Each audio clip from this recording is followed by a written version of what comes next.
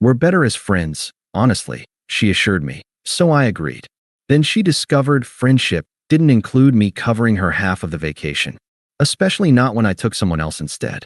Hey viewers, before we move on to the video, please make sure to subscribe to the channel and hit the like button if you want to see more stories like this. Thanks. Hey Reddit, I've been lurking here for years, reading all those wild stories about betrayals and comeuppances. Never thought I'd be posting my own, but here we are. I'm 34 now, and this all went down about 6 months ago. Looking back, it's almost funny how blind I was, or maybe just how committed.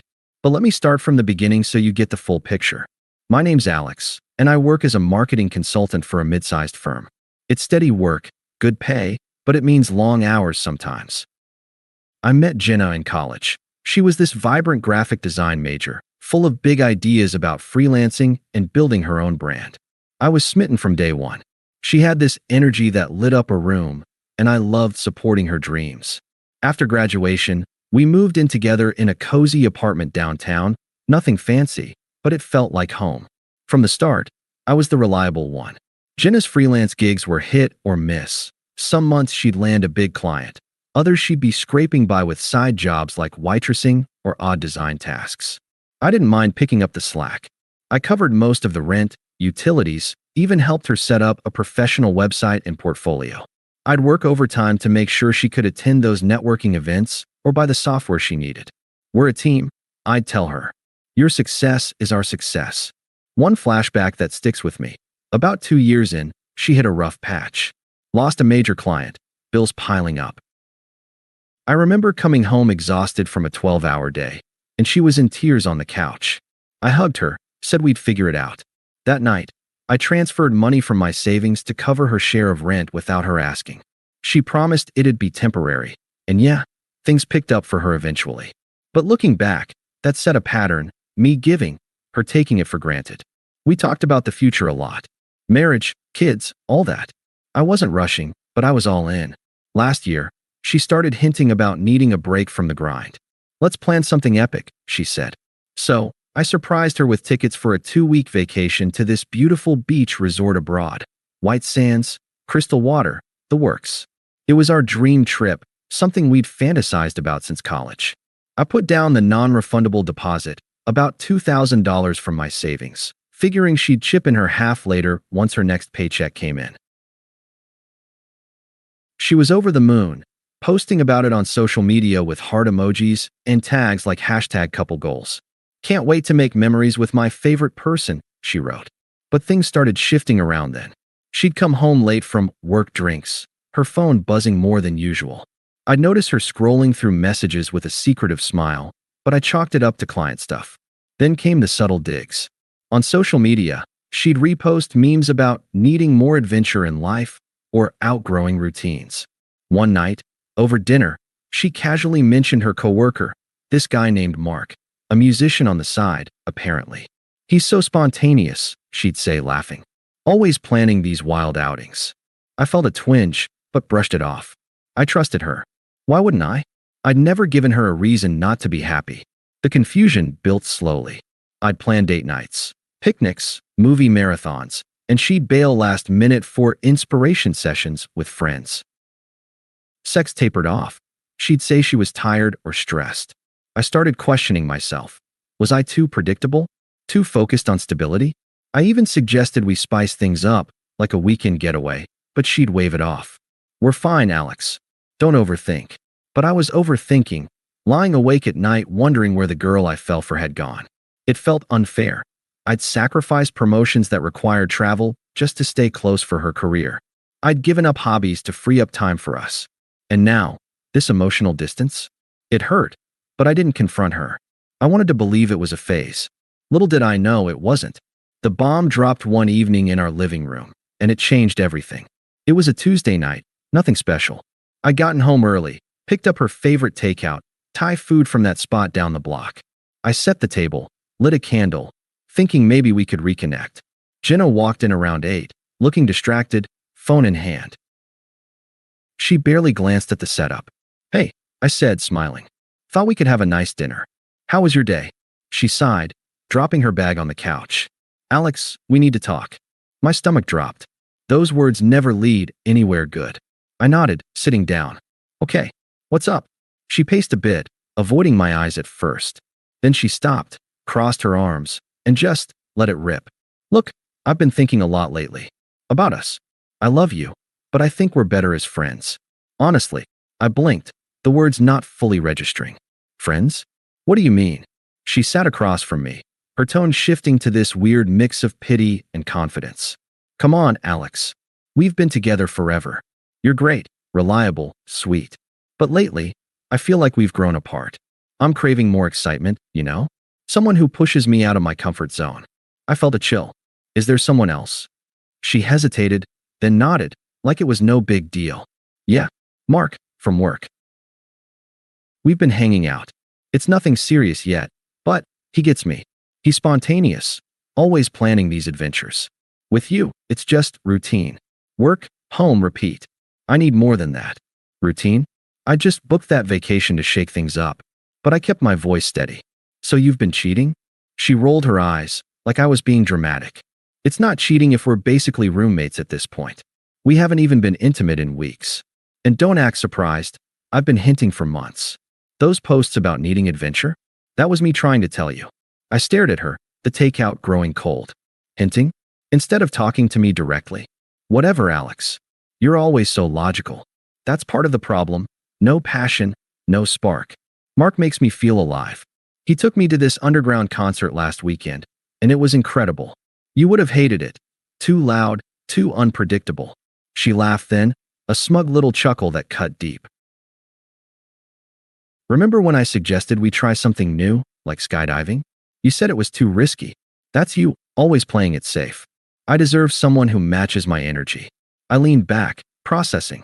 The betrayal stung, but her twisting it like this? Blaming me for her choices? So what now? You want to end it? Yeah, she said, shrugging. But we can stay friends, right? I mean, we've got history. It doesn't have to be messy. We can still hang out, grab coffee sometimes. And hey, about the vacation, we could go as friends? It'd be awkward to cancel, and you already paid the deposit. I'll pay you back my half eventually. There it was, the manipulation.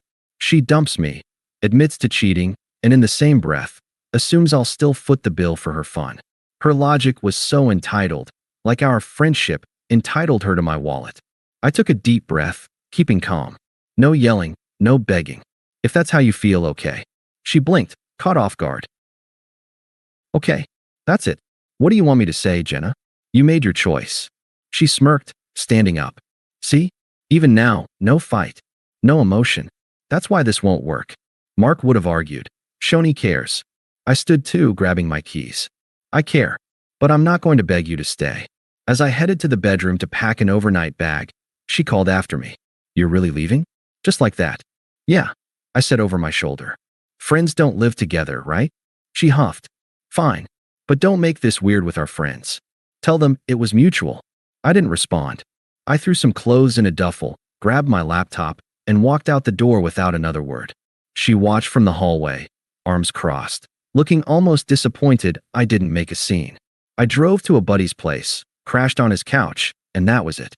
No dramatic exit, just quiet detachment.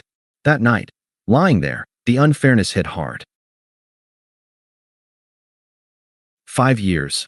All those sacrifices, and she discards me like yesterday's news, with a side of smug justifications. But I didn't text her, didn't call. I just let go. That first night at my buddy Mike's place was rough. I didn't sleep much, just stared at the ceiling, replaying her words. Better as friends. No spark. It felt like a gut punch, especially after everything I'd poured into us. I kept flashing back to little moments that now seemed so one-sided. Like the time she wanted to quit her side job to focus on freelancing full-time. I encouraged her, even dipped into my emergency fund to cover groceries and bills for a couple months. We'll make it work, I'd said. She hugged me tight then, called me her rock. Now, I was just routine. The confusion lingered for days. Why cheat instead of talking? Why twist it to make me the villain? It was unfair, plain and simple. I'd never been the jealous type, never controlled her. Hell, I trusted her enough to book that vacation without a second thought. And her assuming we'd still go as friends? That entitlement burned. But I didn't lash out.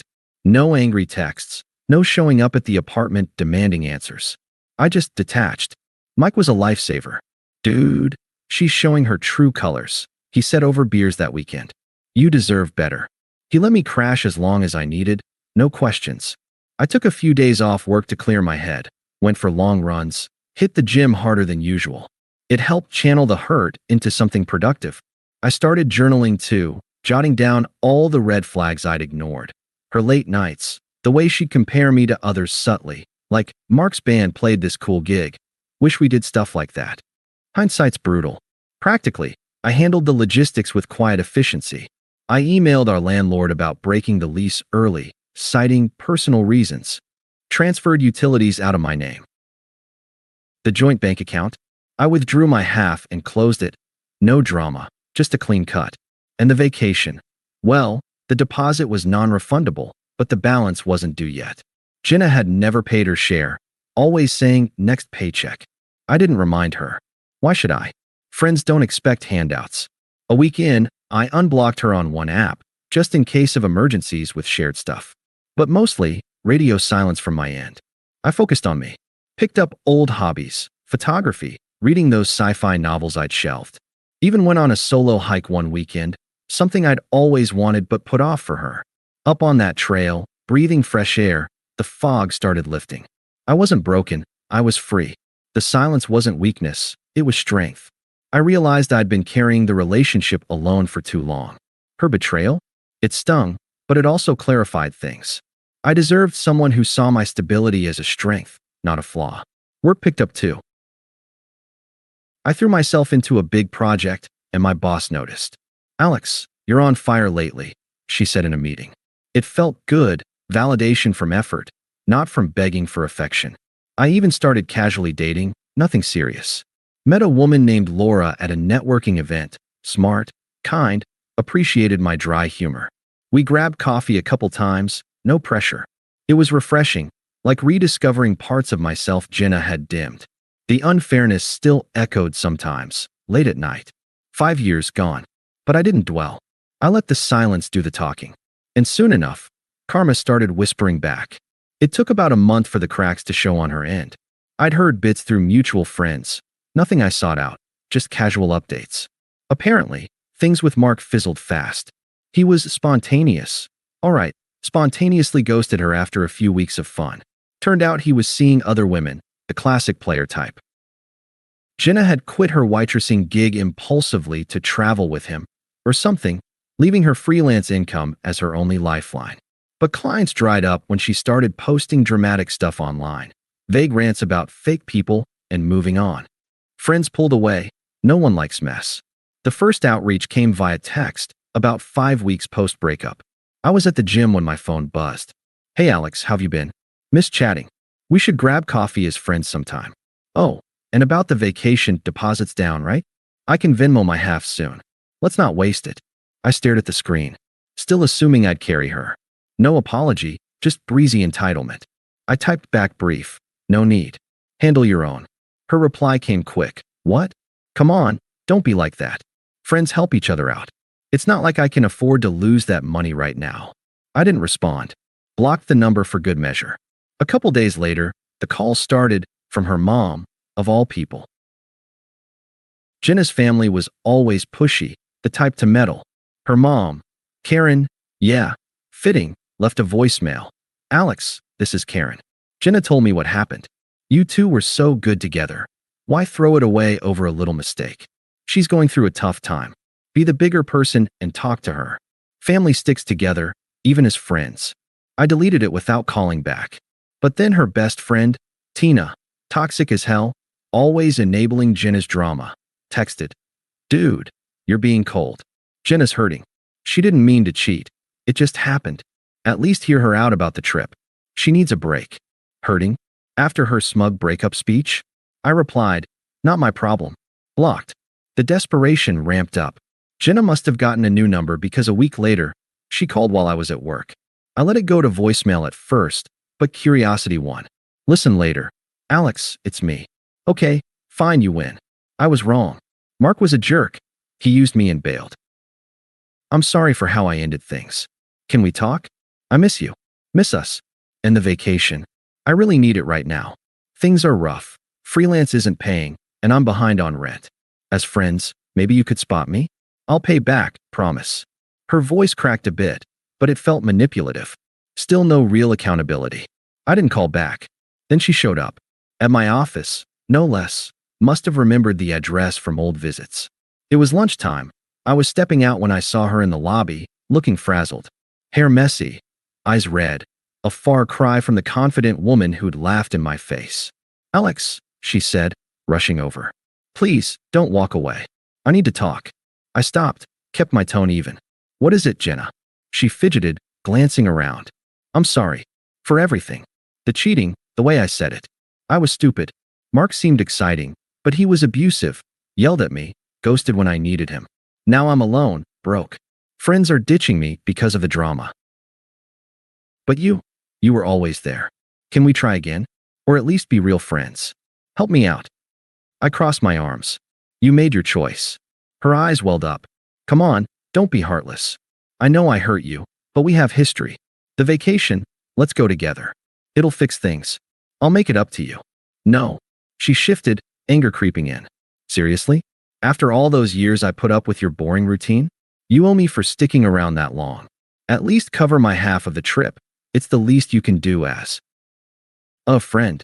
There it was, the true colors, entitlement turning to rage. "Oh, you," I said calmly. "Friends don't cheat and demand money." She snapped. "You're petty. Mark was right. You're spineless." No wonder I left. I turned to leave. "Goodbye, Jenna." She yelled after me. "You'll regret this. I was the best thing that ever happened to you." But I didn't look back. Security escorted her out. That encounter sealed it. She wasn't remorseful, just desperate. Mutual friends started siding with me after hearing about it. "She's unraveling," one texted. "Sorry we didn't see it sooner." Karma hit hard, and I hadn't lifted a finger. A couple months later, the balance for the vacation came due. I'd paid it in full, for two, but not with her in mind. By then, I'd been seeing Laura more seriously. We clicked effortlessly. She was a teacher, grounded, laughed at my jokes without the digs. When I mentioned the trip, her eyes lit up. "I'd love to go," she said. No entitlement, just genuine excitement. So, I invited her. It felt right, reclaiming what was mine. The final twist? The airport. We were checking in early morning, bags in hand, when I spotted Jenna across the terminal. She looked rough, rumpled clothes, alone with a carry-on. Must have stalked my socials or heard through the grapevine I was still going. She beelined over, eyes wide. "Alex? Wait, you're here?" With her, Laura squeezed my hand, sensing the tension. A few mutual acquaintances from our old circle were nearby, grabbing coffee, perfect witnesses. Jenna glanced at Laura, then back to me. "Can we talk? Alone?" I shook my head. "No need." "Please," she begged, voice trembling. "I messed up. Big time. Mark left me in debt. I had to borrow from my mom just to eat. Friends ghosted after I vented online. But seeing you now, I realize what I lost. You're stable, kind. I was blind. Let's start over. I'll change. Even if not, can I join the trip? As friends? I'll crash on the couch or something. I need this escape." Her desperation hung in the air, pathetic. The acquaintances watched, murmuring. "Jenna," I said firmly, "that chapter's closed. I've built a new life, better job, real connections. This trip? It's for me and Laura now." She teared up. "But we planned it together. You can't just replace me." "Replace?" I echoed calmly. "You replaced me first. With Mark, remember? Said I was boring, no spark." Her face crumpled. "I was wrong. Please, Alex. I'm sorry. Don't leave me like this." I felt nothing. No pity, no pull. "Your choices led here. Mine lead forward." She grabbed my arm. "You owe me a second chance. After everything." Laura stepped in gently. "Let's go, Alex." I nodded, turning away. "Take care of yourself, Jenna. But don't contact me again," she shouted as we walked to the gate. "You'll be miserable without me. She's just a rebound." But her words bounced off. The acquaintances shook their heads, one even mouthing "good for you" to me. Boarding the plane, hand in hand with Laura, I felt free. Jenna? Irrelevant. She'd see pics online later. Us on the beach, happy. Her downfall on display, my growth undeniable. Life moves on, and mine's better without her. Thanks for reading, Reddit. Moral? Don't mistake kindness for weakness. Sometimes, the best revenge is living well. Thanks for watching. Make sure to subscribe to the channel and hit the like button. What do you think about this story?